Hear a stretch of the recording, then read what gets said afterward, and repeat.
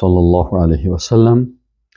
کتاب انشاءالله ما و شما درس کتاب شرح کتاب اصول سته. الاصول سته یک کتاب هست که ایر شیخ محمد تمیمی رحمه الله چی کرده؟ تألیف کرده به معنای اصول ششگانه هست که ما و شما این کتاب و ما این کتاب که به زبان عربی هست به فارسی ترجمه کردیم و در پالی هزی که را ترجمه فارسی کردیم. این کتاب چی کردیم؟ شرح هم کردیم به زبان فارسی و دری یا تاجیکی میگن دیگه. انشالله از این دوستای ما که به این زبان آشنایی دارن از این استفاده میکنن. الحمدلله نحمده و نستعینه و نستغفره و نعوذ بالله من شرور انفسنا و من سیئات اعمالنا، من یهده الله فلا مضل له و من یضلل فلا هادی له و اشهد ان لا اله الا الله وحده لا شريك له واشهد ان محمدا عبده ورسوله صلى الله عليه وسلم. يا ايها الذين امنوا اتقوا الله حق تقاته ولا تموتن الا وانتم مسلمون. يا ايها الناس اتقوا ربكم الذي خلقكم من نفس واحده وخلق منها زوجها وبث منهما رجالا كثيرا ونساء. يا ايها الذين امنوا اتقوا الله وقولوا قولا سديدا يصلح لكم اعمالكم ويغفر لكم ذنوبكم ومن يطع الله ورسوله فقد فاز فوزا عظيما. این کتاب طبعا خدمتان عرض کردم که انشاءالله تعالی ما و شما این کتاب میخوانیم و در مقدمه از این کتاب درس مقدماتی هست که مؤلف رحمه الله در آغاز کتاب شبا بسم الله الرحمن الرحیم شروع میکنه و میگه من اعجب العجاب، میگه بسیار چیزهای عجیب ترین چیز در عصر امروزی ما و شما ای هست و اکبر الآیات الدالة على قدرت الملک الغلاب، و بزرگترین دلیل به قدرت، یعنی بزرگترین دلایل قدرتی که دلالت میکنه به قدرت الله سبحانه و تعالی که مالک الملک است و ملک یوم الدین هست و مالک یوم الدین هست و الغلاب عزیز هست، غالب هست. ستت اصول، میگه این 6 اصول هست که ما و شما به این بسیار نیاز داریم. بیانه الله تعالی بیانا واضحا، که الله سبحانه و تعالی بسیار واضح بیان کرده. للعوام فوق ما یظن الظانون، میگه این حتی اصول 6 گانه آسان است که این عوام الناس یاد گرفتن میتونن و این در قرآن الله سبحانه و تعالی بسیار واضح بیان کرده.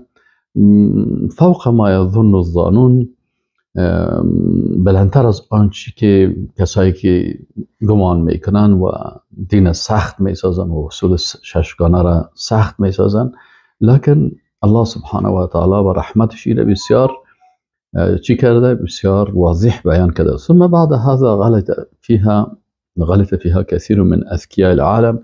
متاسفانه در عصر امروزی بسیاری از مردمای ذکی و هوشیار و فهمیده خود هی غلطی کردن و اشتباه کردن و عقلا و بنی آدم و بسیاری انسانهای عاقل که خود عاقل میگیرن الا اقل القلیل، مگر یک تعداد کم، با وجود از که بسیار آسان هست، لکن این 6 اصول بسیاری کسا چی کردن؟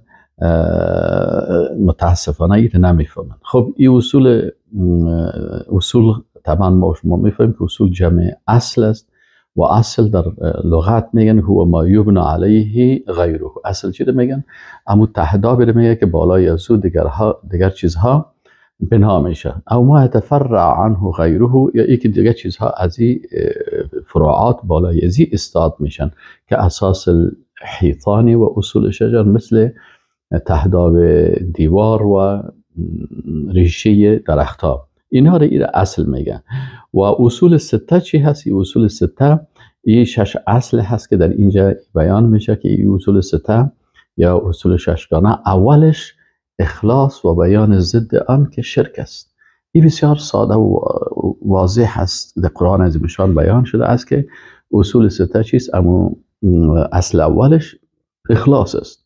اخلاصی است که یک انسان مؤمن، ببینید اگر به یک انسان عامی هم گفته شود میفهمه که وقتی برش بگه که اخلاص چی است؟ اخلاصی است که انسان نیت خود و اعمال خود 100% به خاطر الله بگردانه.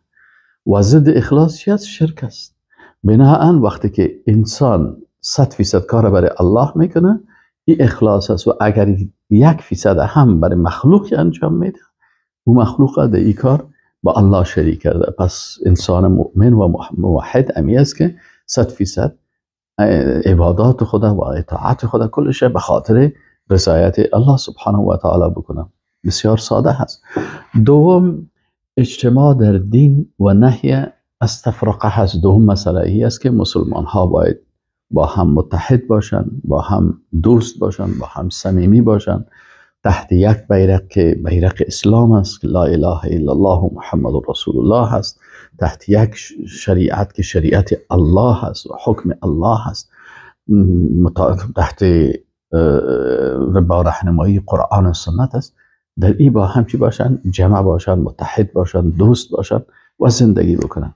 این سخت است؟ سخت نیست اگر کس خواسته باشه که این در بکنه. سوم، سمع و طاعت است به رهبریت با ایمان. اینا وقتی که انسان مسلمان ها جمع شدن و رهبر مؤمن موحد را در رأس تعیین کردن که این رهبر مؤمن موحد مثل ابوبکر الصدیق، مثل عمر فاروق، مثل عثمان بن عفان، مثل علی بن ابی طالب، مثل عمر بن عبدالعزیز و دیگر خلفای اسلام مثلا تعیین شد و کسایی که به عقیده توحید و به خاطر دفاع از اسلام کار میکنن و شریعت الله را در زمین الله تطبیق میکنن. بناهن سمع و طاعت برای اینا هست که باید دیگرها اوامرشان بشنون و اطاعت بکنن و اختلاف نکنن و حقوق امیر خود انجام بدن. چهارم، معرفی علم و علما، فقه و فقها و کسانی که با آنان مشابهت میکنن ولی از جمله از اونا نیستن. مثلا در اینجا چی هسته که مهم دیگه ای است که این حال در بیان شده هست که مثلا علما کی هستن؟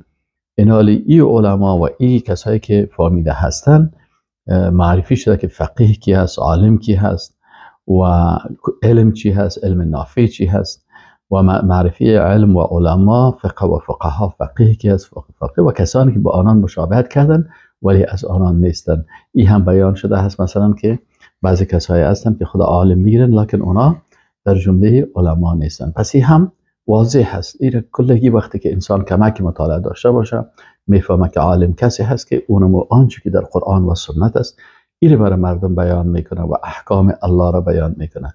و فقیه هم کسی است که در امی علم اسلامی تخصص میگیره، خوب دقت میکنه، خوب تحقیق میکنه، خوب میرسه. و کسایی که با اینا مشابهت میکنن، کسایی که مثلا لباس عالم را سرقت میکنن، به لباس علما می باشن، به لباس دعوتگرا می باشن، لکن وقتی که سخن میگن از دل خود قصه های دروغی را جور میکنن، گپ های دروغی را جور میکنن که او در اسلام نیست. پنجمی، معرفی اولیاء الله هست که مثلا کدام مردم از دوستای الله هستن و کدام مردم دشمنای الله هستن. این هم معرفی شده. قرآن عظیم شان آیت بیان کرده که اولیاء کسایی هستن که آمن و ایمان دارن، تقوا دارن و اینی اولیاء الله هست. هر کسی که ایمان داشته باشه و تقوا داشته باشه این ولی و دوست الله هست. و هر کسی که بی ایمان باشه و تقوا نداشته باشه و به گناه ها مبتلا باشه، این از ولایت دوستی الله دور میشه. دیگه رد شبهه شیطان در ترک قرآن و سنت. دیگه ششمی مسئله ای است که شما در شبهات شیطان مبتلا نشین که او شبهه را ایجاد میکنه تا که مؤمنین از قرآن و سنت دوری بکنن. این مقدمه بود که این عالم ایره بیان کرده و آل سوال که چرا این مردم این حقیقتهای ششگانه را نمیفهمه، میگه به خاطر فتنه بزرگی که در میان مسلمان ها پیدا شده که بسیاری مسائل واضح اعتقادیشان را که بسیار واضح و آسان است و حتی عوام الناس آن را میتوان به سادگی بدانند، ولی متاسفانه که خواص مردم که عاقلان و مردمان زیرک و هوشمند هستند به اساس افتادن در اینمی فتنه ها. وقتی در این فتنه ها مردم بند شدن، دین از مصدر اصلیش نمیگیرن، از قرآن و سنت نمیگیرن، میرن مثلا از طریق فلسفه، از طریق منطق، از طریق علم کلام، از این طریق میخوان که اسلام یاد بگیرن، از طریق کتاب های قصه و بسیاری کسا میخوان از طریق کتاب های شعرا، از این طریق میخواین مثلا از طریق داستان ها و از طریق فیلم سریال میخواین دین یاد بگیرم، خب نمیشه. یا مثلا از طریق تیک تاک ما میخوایم که دین یاد بگیریم.